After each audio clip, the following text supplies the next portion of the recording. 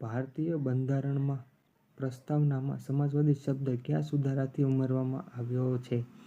Answer છે 42માં સુધારો 1976થી ભારતીય બંધારણમાં પ્રસ્તાવનામાં સમાજવાદી શબ્દ ઉમેરવામાં આવેલો છે. ભારતમાં રાજ્યના રાજ્યપાલ ગવર્નરની નિમણૂક કોણ કરે છે? આન્સર છે ભારતના રાષ્ટ્રપતિ રાજ્યના રાજ્યપાલની નિમણૂક કરી શકે છે. ભારત દેશના બંધારણીય વડા કોણ હોય છે? આન્સર છે ભારત દેશના બંધારણીય વડા ભારતના રાષ્ટ્રપતિ હોય છે. નીચેનામાંથી કઈ ભારતીય બંધારણ માન્ય ભાષાઓની યાદીમાં નથી?